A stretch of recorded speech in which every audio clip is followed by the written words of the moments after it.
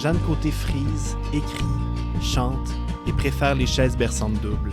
Originaire de Petite-Vallée, village de 130 habitants sur une petite pointe au nord de la Gaspésie, elle a grandi entourée d'une famille de musiciens. Elle s'est exilée à Montréal pour ses études en musique et en littérature, et son amour pour les deux domaines a trouvé un point d'ancrage dans la chanson. Après son passage en finale de Ma première place des arts et sa participation à Destination Chanson Fleuve, elle a lancé le EP Aller-retour en 2019, réalisé par Louis-Jean Cormier. Elle a également suivi plusieurs formations en écriture et en chant, au Québec et en Europe, dans les dernières années, et a été finaliste du cabaret festif de la Relève 2022. Inspirée par les liens humains et le fleuve qui la suit partout, Jeanne Côté cherche à montrer les plis et les creux des émotions. Elle sonde en elle-même pour connecter avec les autres, un grand sourire étampé dans la face. Son premier album complet, Suite pour personne, à venir dans les prochains mois, emprunte une nouvelle direction musicale, puisant dans des sonorités électroniques tout en convoquant l'esprit chaleureux du folk.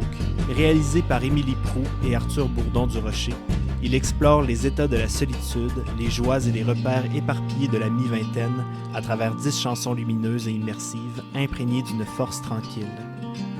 On s'est installé dans la cabane de la patinoire juste à côté du camp chanson de Petite-Vallée pour discuter.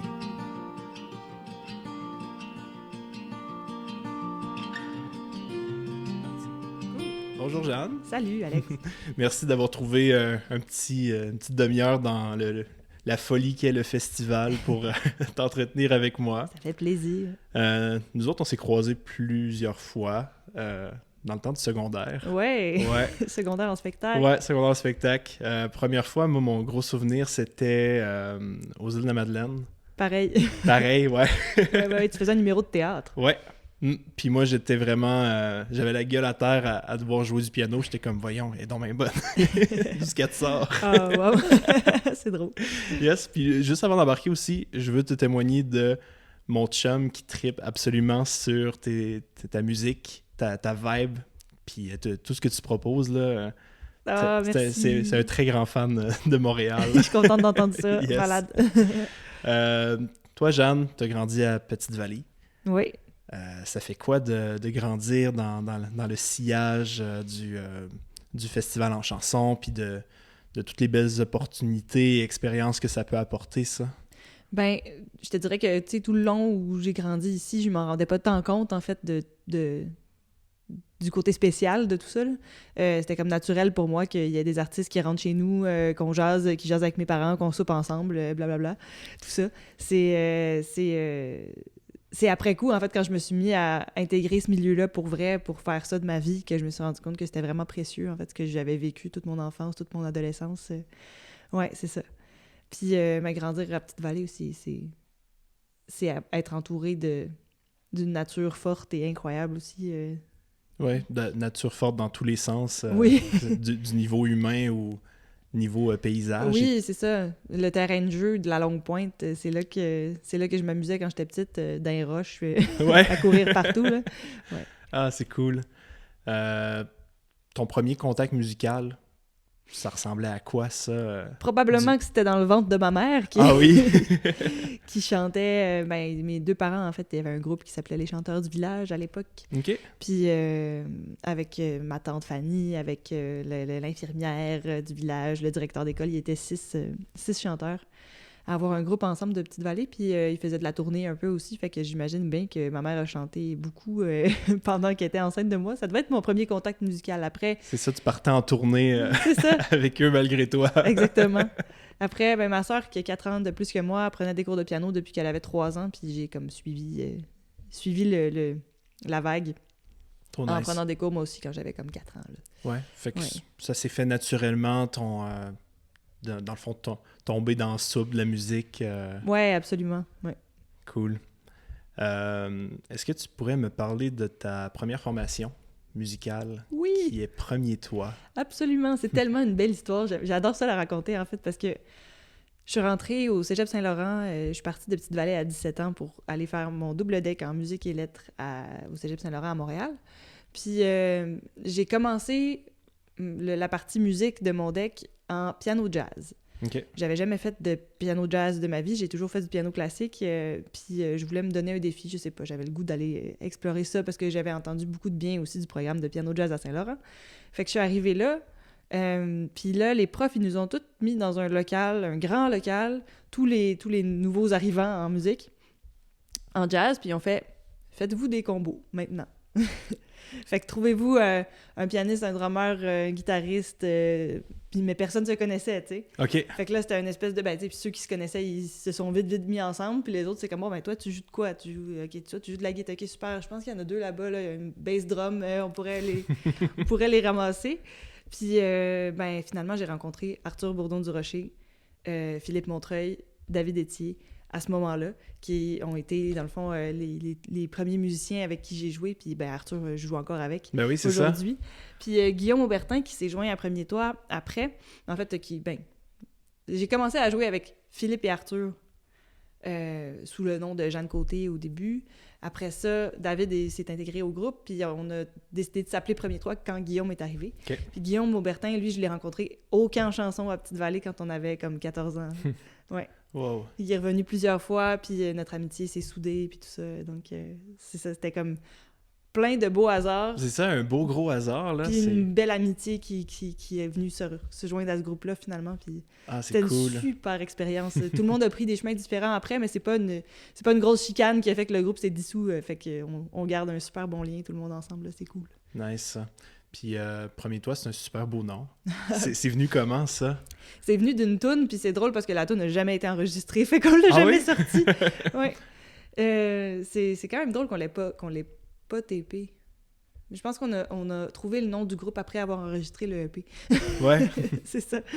Mais ouais, c'est une chanson que j'avais écrite en voyage, où j'avais le goût de retrouver finalement mes racines puis mon premier refuge finalement. Ouais, c'est ça. C'est ça. Fait que c'est ça qui a décidé du nom du groupe. Bon, ça nous a pris vraiment du temps à trouver ce nom-là. On a essayé bien des affaires. Ben des affaires, ouais. Mais en même temps, ça fait super chaleureux comme nom. Ça fait comme un endroit qu'on a toujours connu. C'est quelque chose qui va nous protéger un peu. C'est ça, c'est comme l'affaire qui te ramène à la maison tout le temps. Ouais, c'est ça. Puis en parlant de refuge, ça fait partie de tes thématiques que tu explores. Il y a aussi le lâcher-prise, le fleuve. Comment présentes-tu ton paysage thématique? C'est une bonne question. Je pense que, refuge, la maison, c'est quelque chose qui m'a beaucoup inspirée dans mes premières tunes. Parce que j'ai beaucoup hésité à parler de là d'où je viens dans mes chansons au début. J'avais pas le goût de parler du fleuve, de parler du paysage gaspésien parce que j'ai entendu beaucoup d'affaires un peu clichés par rapport à ça, puis j'étais comme, je voulais pas embarquer là-dedans, mais ça revenait tout le temps à moi pareil. Fait qu'à un moment donné, j'étais comme, je suis en train de juste comme retenir quelque chose que j'ai vraiment envie de dire et que ça marchait plus. J'écrivais pas de tunes. Puis le lâcher-prise, il est venu un peu aussi du fait de me laisser aller là-dedans, me laisser inspirer par le paysage où j'ai grandi. Puis, les refuges, pour moi, c'est autant les refuges en termes de personnes qu'en termes de lieux. Okay.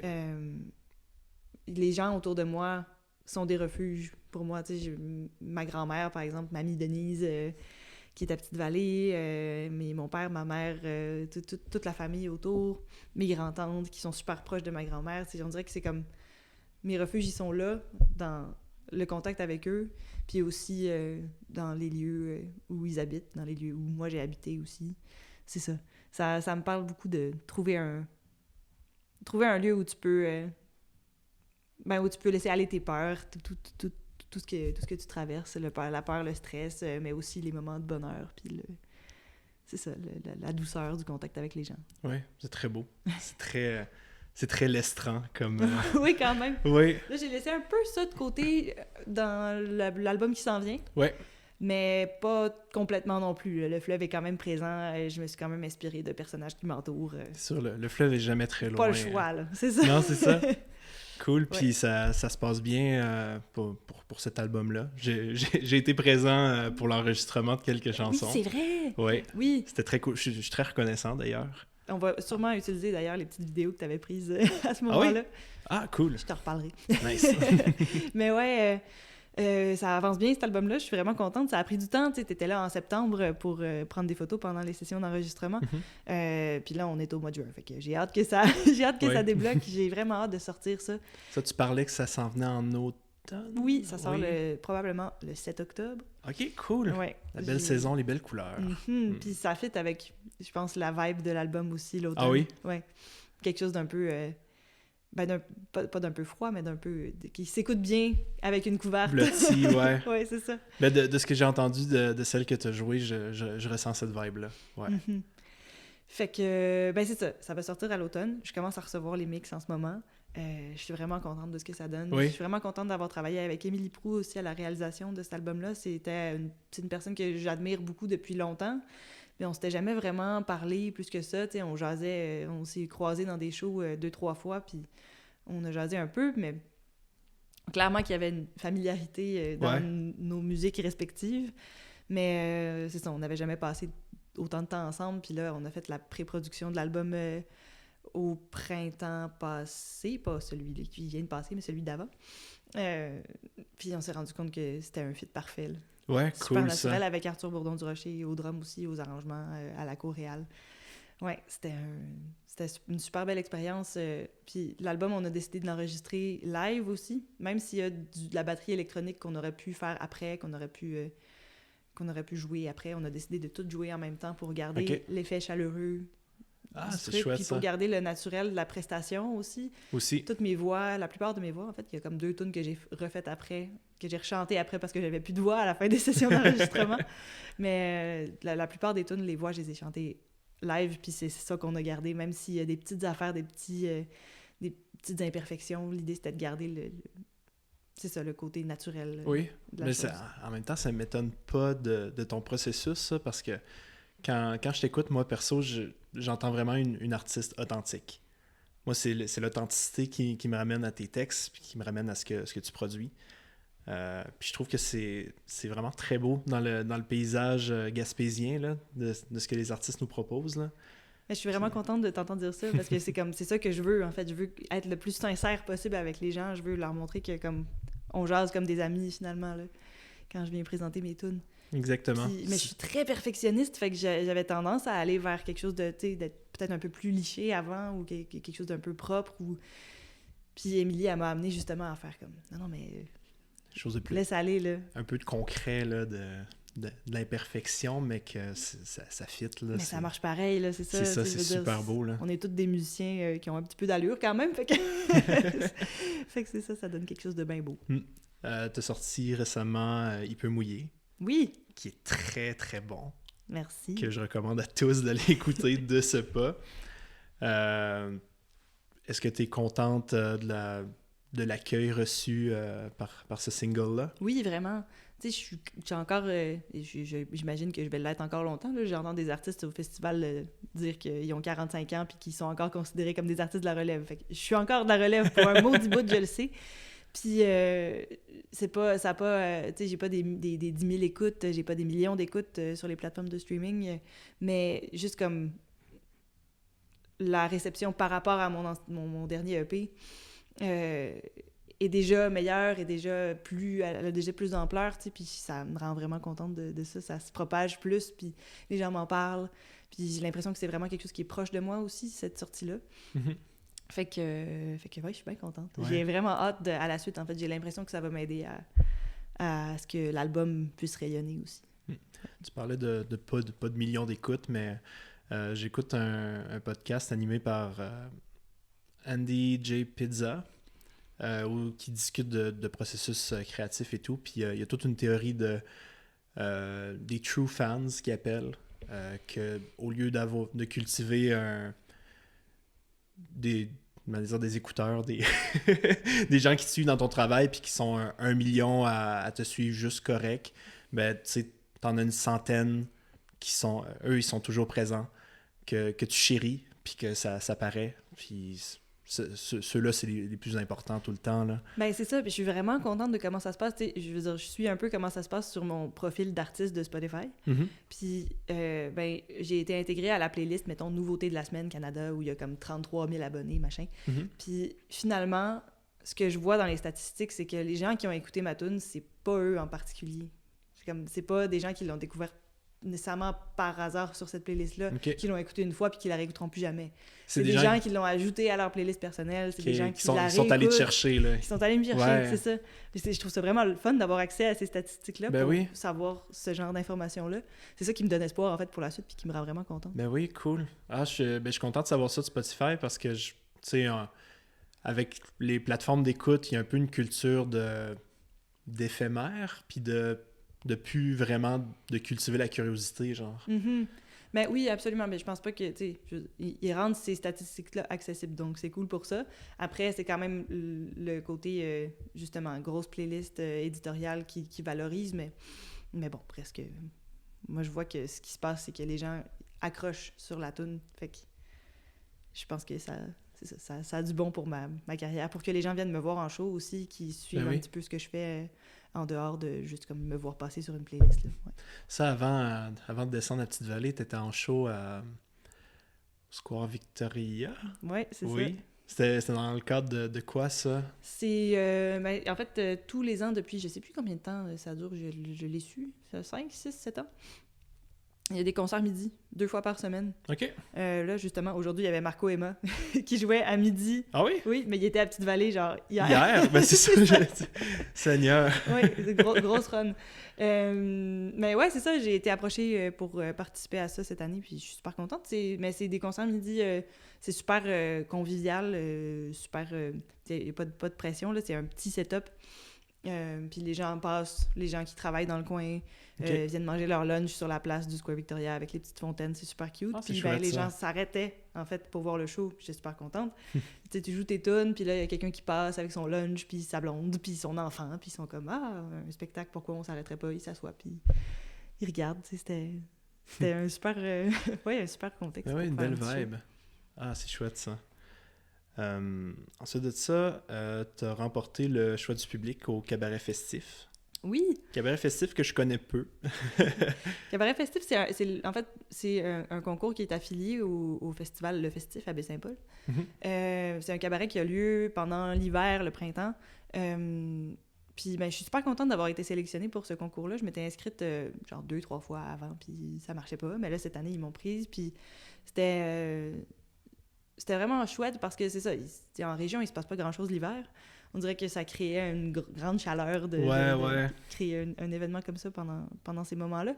Puis c'est une équipe super sweet. C'est pas un gros concours, mais en même temps, ça te donne pour vrai de la visibilité. Puis je sais pas, les gens qui venaient voir les shows, ils venaient vraiment pour découvrir de la nouvelle musique. Puis tu voyais qu'il y avait un vrai intérêt pour ça, ouais. Ouais. Fait que, puis j'étais étonnée, en fait. Moi, je suis pas allée là... Oui, tu vas dans un concours en espérant toujours un petit peu remporter quelque chose, mais j'avais pas plus d'espoir que ça en me présentant à ce concours-là. Mais de passer... c'était quoi? C'était les demi-finales? Je me souviens plus comment ils appellent ça, en tout cas. De faire le premier spectacle-là, ça s'est vraiment bien passé. Je sentais que l'écoute était là. J'ai pu parler avec les gens, puis ça a super bien marché. Puis ils votaient en ligne. Après, ils pouvaient revoir la prestation pour voter pour la personne qui allait se retrouver en finale. Ah, c'est cool, ça. Ils m'ont choisi. Fait que j'étais vraiment, vraiment contente. Je me sentais choyée. Ouais. Fait que ça m'a permis d'accéder à la finale du concours. Fait que j'ai pas gagné le prix du public à la finale, mais j'ai pu participer au concours. J'ai gagné 2 prix. Je vais aller au Festival Bleu de Carleton l'année prochaine. Ah oui? Ouais. Ah, je savais pas ça. Puis j'ai gagné félicitations. Merci. J'ai gagné une résidence au Domaine Forget aussi. En plus. Qui va me permettre d'aller monter mon spectacle. Trop nice. Ouais. Wow. Hey, le Bleu, ça fait long. C'est leur 2e année, je crois. 3e, 4e. Ouais. Ouais, c'est un tout jeune festival, là. J'aimerais ça y aller. Moi aussi, vraiment. En fait. J'ai vu de la programmation cette année, puis j'étais comme, mais j'ai eu la COVID, fait que j'ai pas pu y aller. L'été prochain, peut-être. Ben oui. À ta performance au déjeuner chantant d'avant-hier. Oui, déjà. Ouais, avant-hier, déjà. Les jours, là, c'est n'importe quoi. Les jours n'existent pas au festival. Non, c'est ça, c'est juste une ligne. Une très grande journée. Ouais, il y a juste le soleil qui nous donne un semblant de perception. Voilà. Tu as parlé de répétition dans les mots que tu utilises, dans les thématiques. Puis comment on t'a confronté un peu à ça dans ton parcours. Ouais. Ça a été quoi ton processus pour accepter cette facette de ta création? Ben, c'est ça, je vais expliquer un peu d'où ça part. Là. Yes. Je m'étais inscrite au concours Chante en français il y a longtemps. J'avais gagné le 2e prix en 2014, fait que ça commence à faire longtemps, là, j'étais toute jeune. Il y a un juge qui m'avait dit, j'avais une chanson qui s'appelait « Matin de grisaille », puis toutes les phrases commençaient par « Matin de grisaille », mais c'était voulu, c'était une formule anaphorique, c'est une figure de style qui se peut, tu sais. Mm-hmm. Puis il m'avait dit « Ah, attention aux répétitions ». C'était comme le seul commentaire que j'avais eu sur cette tune-là, puis j'étais comme « Ben là, vous avez pas compris. » C'est ça. Ouais, c'est ça. Mais puis je voulais pas que ça m'atteigne plus que ça. Tu sais, les commentaires en général des jurys, ça peut être rough des fois à recevoir, puis j'essaye de me faire une carapace par rapport à ça, mais c'est ça. Comme, quand tu commences, en plus, on dirait que les choses t'atteignent plus vite, plus facilement. Fait que là, ben ça m'est resté dans la tête vraiment longtemps. Attention aux répétitions, même si je savais très bien que le commentaire avait pas nécessairement rapport parce que c'est quelque chose que j'avais voulu, tu sais. Fait que toutes les autres tunes que j'ai écrites après, je m'arrangeais pour faire attention aux répétitions, sans le vouloir. Puis je me disais, ah non, mais je peux pas dire ce mot-là dans cette chanson-là parce que je l'ai dit dans la chanson que je viens d'écrire avant. Puis finalement, ça me bloquait dans l'écriture, puis ça faisait en sorte que je disais pas les choses comme j'avais envie de les dire, nécessairement, tu sais. Après, je pense que c'est pas complètement mauvais non plus de faire attention aux répétitions, là, mais c'est ça. Et là, c'était comme dans un esprit de contradiction que j'ai écrit mes chansons pour mon album. Je me suis dit, il y a ce mot-là qui veut revenir, je vais le laisser venir. C'est ça. Puis, j'ai écrit les chansons de mon album en me disant, je voulais écrire le plus de chansons possible. En fait, j'avais une résidence au Petit Bar à Montréal. J'étais censée jouer tous les mardis du mois de mars 2020. Et merde. Ouch. Ouais. Fait que j'étais censée jouer tous les mardis de mars 2020 et je m'étais donné le défi d'écrire au moins une nouvelle chanson par semaine. Ah oui? Première semaine où j'ai pu faire mon spectacle, j'avais écrit 4 nouvelles tunes. Ah ouais? Ouais. Wow. J'étais vraiment en mode... J'essaye des affaires, puis même si c'est pas des tunes que je vais garder, même si c'est des tunes que je suis pas sûre d'aimer, que je me dis c'est un peu de la merde, j'y vais pareil, je la joue, je l'essaye, je vois qu'est-ce que les gens y en pensent. J'avais donné des feuilles au public pour qu'ils me donnent des commentaires aussi. Bref. Cool, c'est bonne idée. J'ai pu faire deux de ces spectacles-là, mais finalement j'ai continué sur ma lancée même pendant le premier confinement pour juste comme, c'est ça, me laisser aller dans l'écriture puis pas me mettre de pression sur que ce soit la meilleure chanson au monde ou pas, juste y aller, tu sais. Ouais. Puis je me disais, je me laisse répéter tout ce que je veux, je me laisse écrire 2 tunes sur la même affaire, puis je choisirai après qu'est-ce qui en reste, tu sais. Puis ça a été un processus vraiment le fun, en fait. Je pense que je vais continuer à fonctionner comme ça pour la suite. Des tunes à chaque semaine. Des tunes à chaque semaine. Non, c'est pas ça qui se passe en ce moment, mais reste que juste comme de vraiment pas me mettre de pression, puis quand j'ai envie de dire quelque chose, même si je l'ai déjà dit, je vais réessayer, puis au pire, ça donne pas une tune que je garde. T'sais. Non, c'est ça, puis ça permet d'explorer plus en profondeur ces thématiques, puis de pousser plus loin ces textes aussi. C'est ça, exact. Fait que dans l'album, ça parle beaucoup de solitude, puis finalement, j'avais le goût de parler de ça, puis finalement, les chansons parlent de la solitude, mais jamais de la même façon, tu sais. OK. Ouais. Trop nice. Hey, 4 chansons en une semaine. C'était vraiment le fun. Oui, ben moi je trouve ça complètement fascinant. Mais je les ai pas toutes gardées, c'est ça. Ouais, mais quand même, ça t'a permis de pousser un peu plus loin, puis de... Oui, puis le fait de les essayer devant le public aussi, puis de me compromettre finalement, ou de risquer quelque chose, tu sais, mais ça fait en sorte que tu le sais plus après. On est souvent tout seul dans le processus créatif. Je pense que t'es au courant aussi un peu, là. T'écris, puis tout, mais comme... Le fait de confronter le monde, en fait, d'aller de l'avant avec un produit qui n'est pas nécessairement fini, mais ça permet d'être plus sûr après de ce que tu veux en faire. Ouais, c'est ça. Ouais. De répondre à ces grands questionnements-là qu'on a, là. Mm-hmm. Les gens sont plus bienveillants qu'on pense aussi, je pense, à ce niveau-là. Ils écoutent pour vrai, puis ils vont vraiment... Tu peux te fier un peu à la réaction du public. Ouais, c'est ça. Moi, quand j'écris des textes, je suis toujours curieux de savoir la lecture que les gens vont en faire, parce que des fois, je traite de quelque chose d'ultra personnel, puis les gens vont quand même trouver une façon de revirer les situations de bord, de revirer mes mots un peu, puis de les adapter un peu à leur sauce, puis je trouve ça tellement cool, là, de voir que une poignée de mots peut être interprétée de 1001 autres façons, Puis c'est ça que les gens, à leur tour, trouvent leur réponse à leurs questionnements qu'ils ont c'est fou. via ça. C'est vraiment fou. J'avais, en 2018, quand j'étais chansonneur ici, j'avais écrit une chanson qui s'appelle « Ça fait partie du métier », qui est sur mon premier EP. Oui. Chanson, pour moi, qui est inspirée par mes tantes, mes grands-tantes, ma grand-mère, qui parle de la vieillesse. Puis quand je l'ai chantée pour la première fois à Petite-Vallée en tant que chansonneur, il y a un ami qui est venu me voir puis qui fait « Hey, c'est super ta chanson sur le métier d'artiste ». Puis je suis comme « Mais de quoi tu parles ?»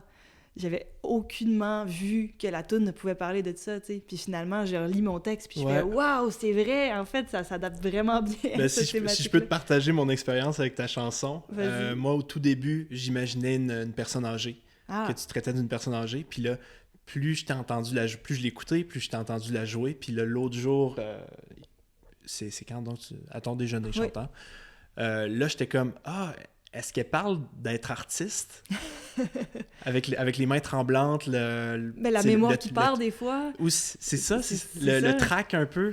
Fait que là, je l'ai vu sous cet angle-là, puis les deux versions me plaisent. Ben, c'est ça, mais je l'ai vraiment pas écrite comme ça, tu sais. C'est ça. C'est fascinant. Ouais. Wow. Ouais. Tandis qu'on parle de tes chansons, de la chanson Aller-retour, tu parles d'une run d'Orléans Express. Absolument. Absolument, ouais. Dans le temps où il y avait la run de nuit. Crime que j'aimais ça, la run de nuit. Parce que t'arrivais à Rimouski, puis il y avait vraiment le lever du soleil à ce moment-là, tu sais, ou au Bic, ou tu sais... J'ai complètement manqué ça, moi. Ah ouais, hein? Puis... Il y avait déjà pas la run de nuit quand t'as déménagé. Non, c'est ça, puis pour un de mes zines que j'ai fait, j'ai calculé le nombre de fois que j'ai fait Orléans Express basé sur les billets gratuits que j'avais eus. Puis c'est minimum 45 fois, maintenant. Wow, c'est débile. Puis je les ai toutes faites après la run de nuit. Mais j'aurais tellement aimé ça, là, avoir ça. Là, tu perds une journée, carrément, quand tu veux t'en venir en Gaspésie. Ah, littéralement. Au moins, là, t'arrivais un peu scrap parce que tu dors pas très bien dans un autobus, mais c'est ça. Exactement. Je pense que ton EP, il commençait sur cette chanson-là. Oui, c'est une chanson que j'aime encore beaucoup, puis c'est drôle parce que je l'ai chantée au déjeuner, puis ça faisait vraiment super longtemps que je l'avais pas chantée. Ah oui? Ouais. Puis quand je la repratiquais, j'étais comme mais en fait, je l'aime cette chanson-là, j'ai le goût de la garder dans mes affaires. Moi aussi, je l'aime, c'est l'idée de revenir chez soi, là, de se ressourcer, de trouver... Oui, puis c'est une chanson que j'ai écrite quand même jeune, puis on dirait que je la chante en me voyant comme fin de l'adolescence, début de l'âge adulte. Fait que ça saisit bien une de tes périodes de vie. C'est ça, exact. Ah, c'est cool, ça. Qu'est-ce que tu dirais à la jeune Jeanne qui s'enligne dans un domaine artistique? Lâche pas, c'est long. Marie-Claire Séguin m'avait dit, quand j'avais, je sais pas, 21, 22 ans, donne-toi 10 ans.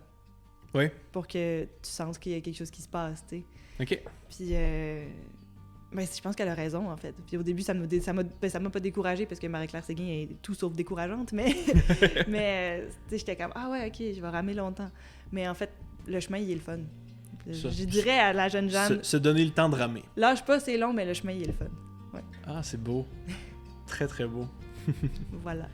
Puis, juste avant de terminer, Jeanne, comment on peut suivre tes projets, tes travaux que tu as déjà faits? Comment on peut te supporter? Ben, mes chansons sont toutes disponibles sur Bandcamp. Si vous voulez financer mon projet, vous pouvez les acheter là. Sinon, me suivre sur toutes les plateformes de streaming que vous utilisez ou ben les réseaux sociaux. Ça fait vraiment une différence, en fait. Je me rends compte que c'est le fun d'avoir des gens qui te suivent. Trop nice. Ouais. Cool. Fait que merci beaucoup. Ben, merci à toi. Pour ton temps. Je suis très, très choyé de t'avoir reçu. Ben, pareillement. Je suis contente d'avoir participé. Merci. Cool. Fait qu'on va souhaiter une bonne fin de festival. À toi aussi. Quelques siestes au travers de ça. Oh yeah! Yeah. Pour rester au courant des prochaines discussions, suivez-nous sur Instagram. Vous pourrez y trouver les liens vers les différentes plateformes d'écoute, ainsi qu'un lien vers le serveur Discord pour discuter du podcast avec d'autres auditeurs. Merci pour votre écoute et à très bientôt.